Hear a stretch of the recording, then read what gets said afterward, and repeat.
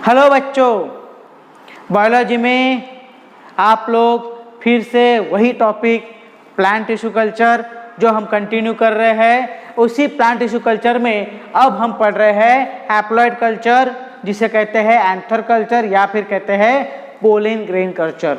तो haploid culture क्या होता है? मैंने अब तक तो बता दिया आप लोगों को कि कल्चर मीडिया क्या होता है। हम जो कल्चर मीडिया इस्तेमाल कर रहे हैं वो अलग अलग तरह का कल्चर मीडिया होता है, जिससे हम अलग अलग तरह के प्लांट क्रॉप बनाते हैं या उसकी क्लोन बनाते हैं। तो हैप्लॉइड कल्चर ऐसा होता है कि एक सेल का डिवीजन करने के बाद वो डिवीजन वाला सेल जो होता है वो हैप्लॉइड सेल होता है। और हैप्लॉइड सेल ऐसा सेल होता है जिसमें नंबर ऑफ क्रोमोसोम्स का सेट सिंगल होता है, डबल नहीं, ठीक है। Number of set of chromosome single होते हैं। तो हैप्लॉइड सेल क्या हुआ?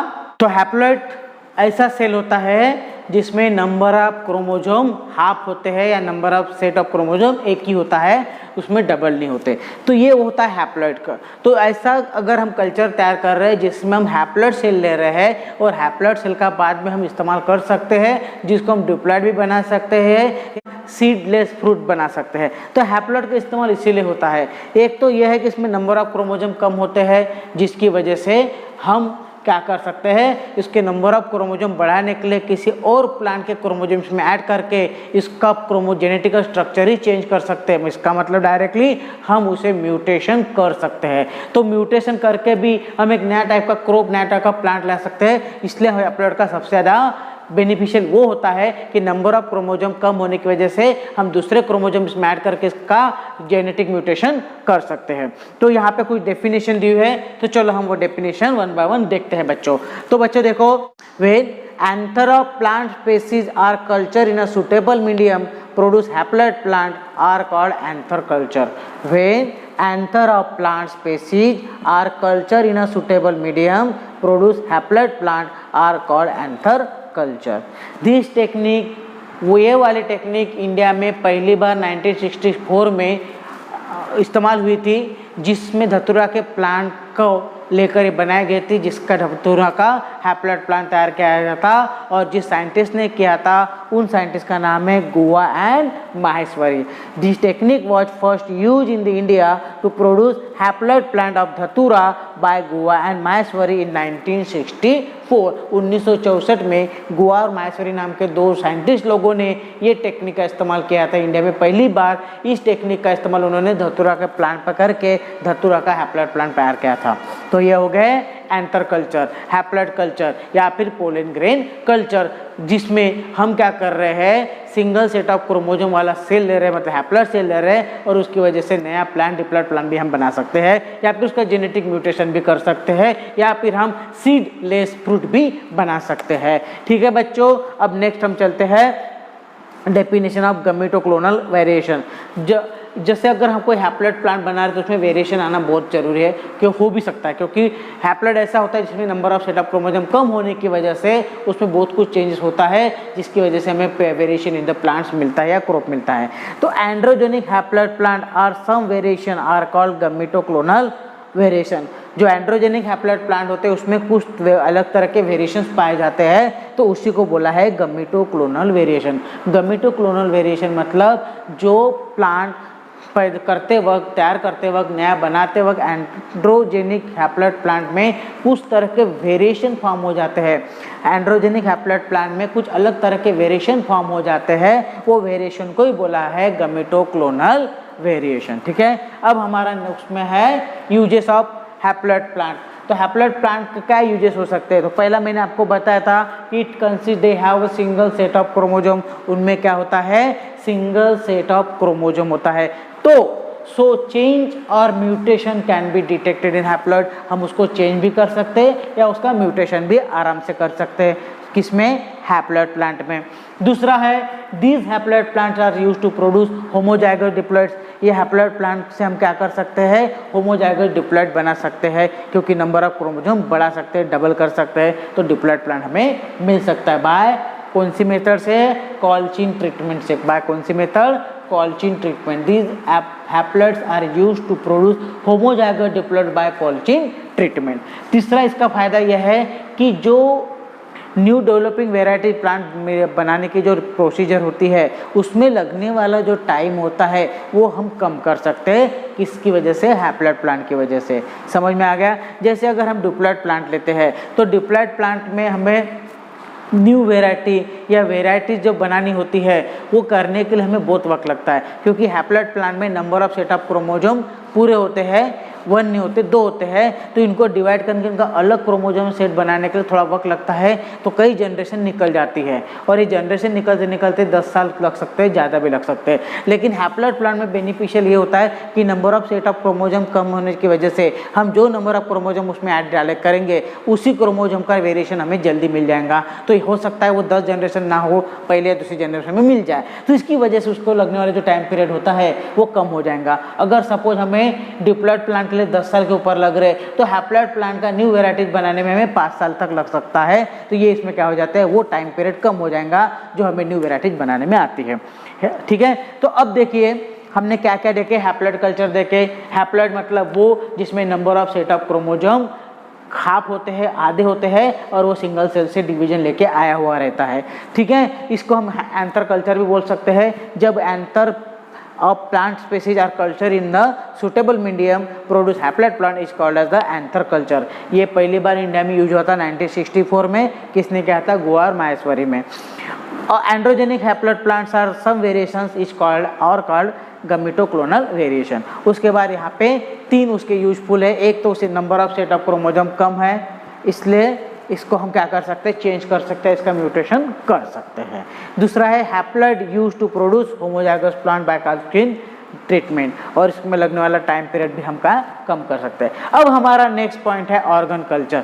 ऑर्गन कल्चर मतलब हम कल्चर में डायरेक्ट प्लांट का कोई भी पार्ट या ऑर्गन डाल रहे उसी को बोलेंगे ऑर्गन कल्चर। अगर मैं प्लांट का कोई भी डायरेक्ट पार्ट ले रहा हूँ, जैसे स्टीम हो गया, रूट हो गया, या फिर शूट हो गया, या फिर बर्ड्स हो गया, या फिर एंथर हो गया, तो इस तरह के कल्चर को क्या बोला जाएगा?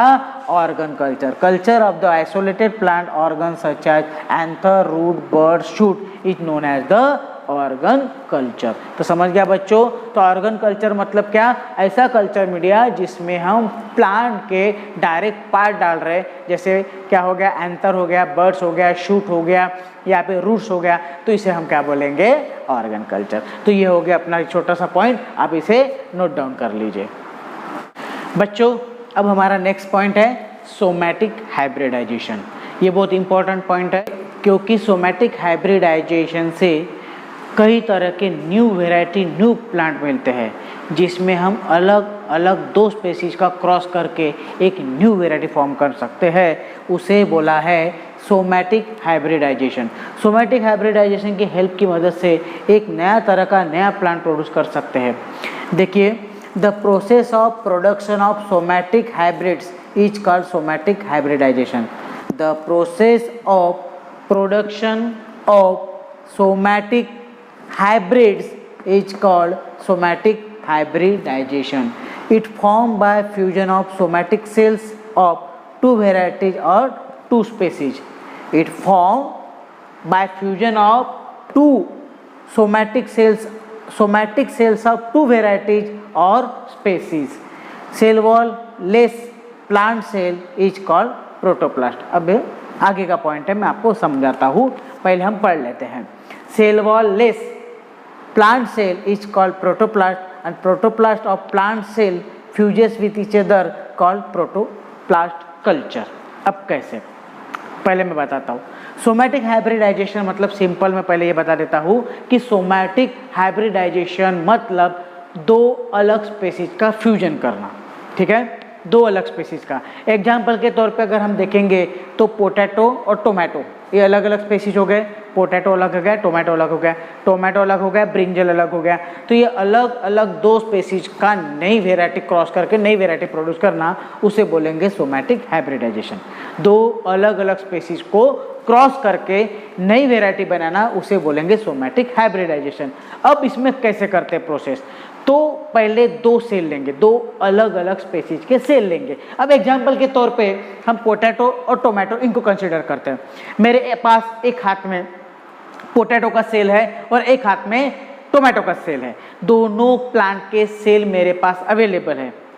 अब क्या करेंगे, दोनों सेल के ऊपर का सेल वॉल निकाल देंगे, दोनों सेल के ऊपर का सेल वॉल निकाल देंगे। अब जो सेल मेरे पास है उनके दो ऊपर सरफेस पे कोई सेल वॉल नहीं है, तो उन्हें मैं कंसीडर करूंगा प्रोटोप्लास्ट, उन्हें मैं कंसीडर करूंगा प्रोटोप्लास्ट, या उन्हें कहूंगा प्रोटोप्लास्ट, या उन्हें कहूंगा प्रोटोप्लास्ट। ठीक है, मेरे पास टोमेटो का सेल है, मेरे पास पोटैटो का सेल है, दोनों सेल का सेल वॉल निकाल दिया।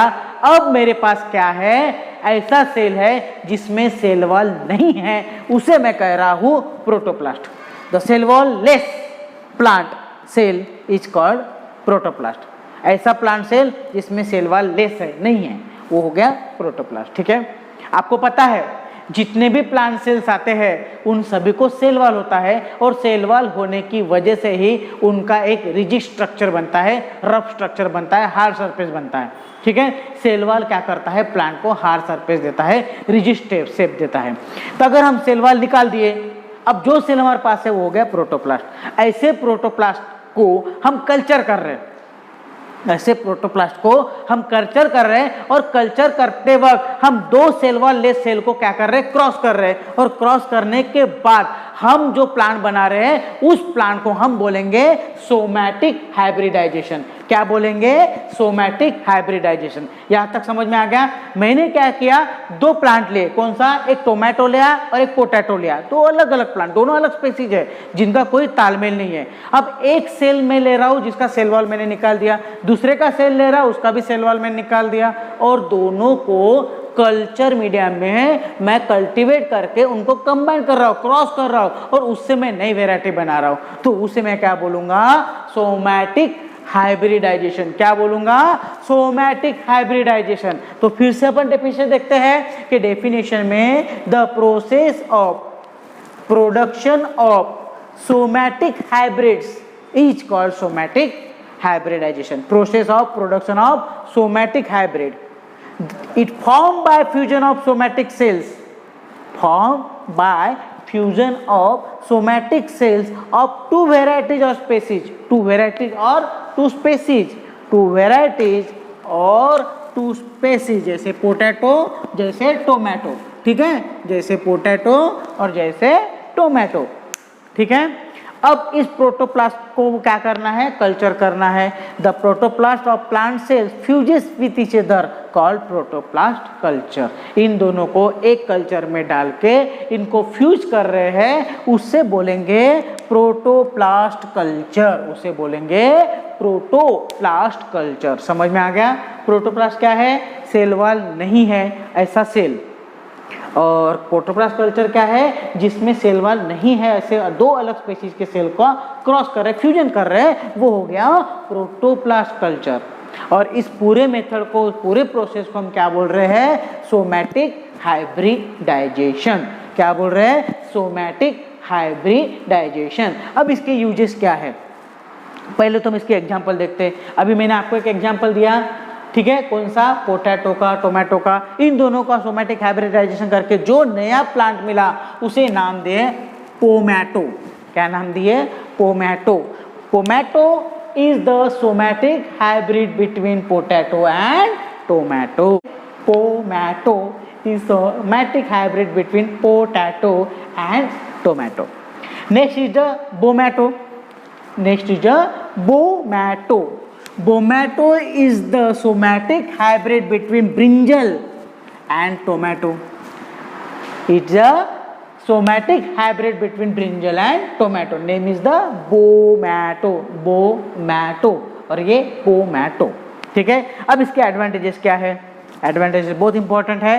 Development of hybrid bye asexual reproduction of plant. ये क्या है, हाइब्रिड्स है। हाइब्रिड है मतलब हम क्या कर रहे हैं, असेक्सुअल रिप्रोडक्शन करके मिला रहे हैं, जिसमें number of set of chromosome क्या है, 1 है या हाफ है। तो ये क्या हो गया, असेक्सुअल रिप्रोडक्शन मिला हुआ है, इसलिए development of hybrid bye asexual reproduction. अब फायदा क्या है, ये हाइब्रिड है। हाइब्रिड है मतलब नंबर ऑफ क्रोमोसोम हाफ है, तो हम क्या करें, दूसरे और प्लांट का हाइब्रिड ले रहे हैं और दोनों हाइब्रिड का क्रॉस करके हम डिप्लॉइड बना रहे हैं। मतलब हैप्लॉइड का डिप्लॉयड बना रहे हैं, और ये क्या हो गया, हाइब्रिड प्लांट हमें मिल गया। समझ में आ गया।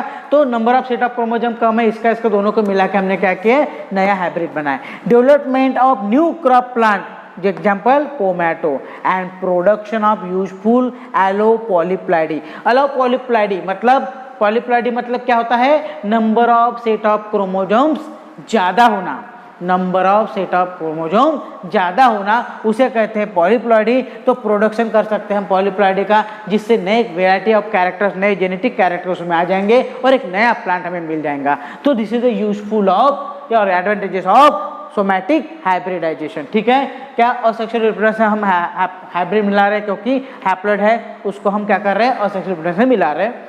दूसरा हमको क्या मिल रहा है, न्यू प्लांट न्यू क्रॉप मिल रहा है। और तीसरा क्या है, पॉलीप्लॉइडी हो रहे, नंबर ऑफ क्रोमोसोम सेट क्या कर रहे हैं हम लोग, बढ़ा रहे हैं। तो आपको समझ में आ गया सोमैटिक हाइब्रिडाइजेशन, हम क्या कर रहे हैं, दो अलग स्पेसीज को क्रॉस कर रहे हैं। क्रॉस करने के लिए दो अलग स्पेसीज के सेल ले रहे हैं, उसमें से सेल वॉल निकाल रहे हैं। सेल वॉल निकालने के बाद हम उसको बोलेंगे प्रोटोप्लास्ट, और जिस कल्चर में ये दोनों प्रोटोप्लास्ट हम फ्यूज कर रहे हैं उसे बोलेंगे प्रोटोप्लास्ट कल्चर, और पूरी प्रोसेस को हम क्या बोलेंगे, सोमैटिक हाइब्रिडाइजेशन। समझ में आ गया बच्चों। तो आप ये पॉइंट नोट डाउन कर लीजिए।